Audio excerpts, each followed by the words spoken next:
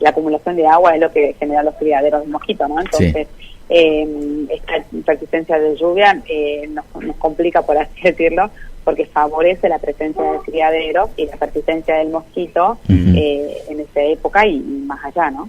O sea, más allá en el tiempo, digo. Nosotros generalmente para esta época del año ya pasábamos un poco la época de lluvia, si bien teníamos casos en marzo, pero son de las lluvias que habían pasado en febrero. Ahora, al extenderse tanto el periodo de lluvia, probablemente tengamos más prolongado el periodo de presencia del mosquito y más prolongado el periodo de presencia de pacientes con dengue, ¿no? Hay que tener cuidado con las fumigaciones, esa sería la respuesta. ¿Por qué?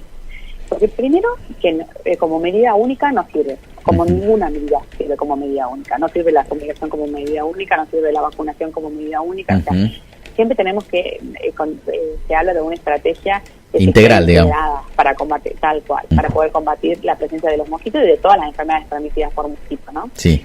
Entonces, como medida única no sirve. Como parte de la estrategia puede funcionar, es una herramienta más, pero hay que tomarla con mucha responsabilidad. Sí. Por varias cosas, por una cuestión ecológica, de ecosistema, de daño que puede llegar a hacer también a nuestro ecosistema, y segundo, por algunas toxicidades que pueden producir en algunas situaciones también, y además sabemos que las fumigaciones generalmente son con productos que matan el mosquito adulto y no matan la larva, ni los huevos ni los criaderos. Claro. Entonces, parece resolver el problema, pero sí la mujer. Entonces, puede parecer algo como la solución a todo, y la verdad que no lo es.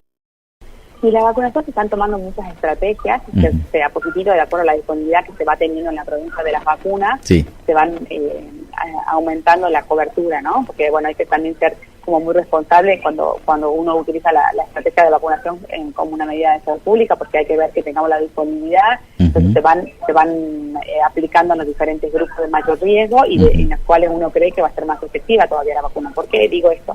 Porque se sabe que esta vacuna es mucho más efectiva en pacientes que tuvieron enfermedad previamente, porque sirve como un refuerzo de inmunidad, digamos, y hace que la persona esté más preparada para una siguiente infección. Bien. En cambio, los pacientes que no han tenido la enfermedad previamente, la efectividad cae un poco más.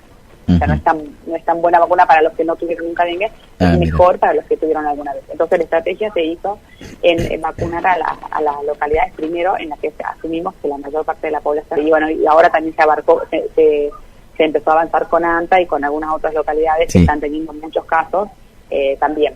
Pero bueno, es una medida más, es una vacuna nueva, apenas salió, la provincia tomó la política de incorporarla y de ir estratégicamente implementándola dentro de las posibilidades, y creo que eso es una muy buena noticia, pero tampoco hay que descuidar todas las otras medidas, como decía recién. Sola tampoco nos sirve.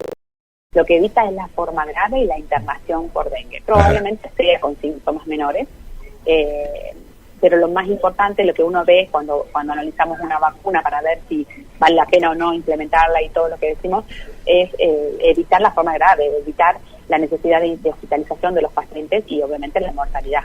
Claro. Entonces, de esa forma, cuando uno hace el análisis del recurso, realmente es importante por ahí invertir de alguna manera en prevención, porque va a disminuir el uso de lo que es el sistema de salud para los pacientes y va a salvar la vida de los pacientes, ¿no? Porque disminuye la mortalidad.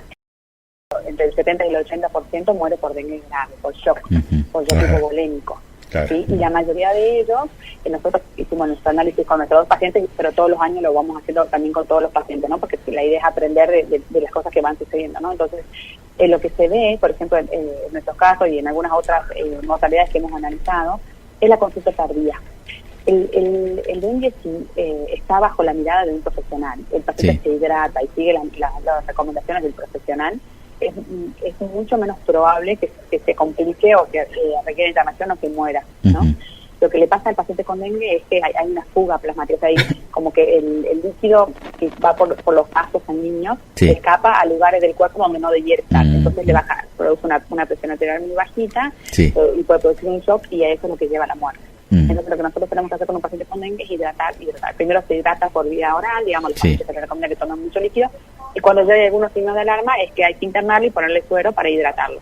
El tratamiento del dengue no es que no tiene tratamiento, no tiene tratamiento antiviral, o sea, no tenemos medicación antiviral, pero tiene un tratamiento para evitar la complicación que es la hidratación a conciencia, o sea que es muy importante eso, ¿no? Y la mayoría de los pacientes que mueren porque llegan en una fase ya de dengue grave en el que ya no responden a la hidratación, porque ya todos los mecanismos del cuerpo fallaron para prevenir este shock que se produce por el pasaje, como explicaba recién, de líquido a lugares del cuerpo donde no debía haber líquido.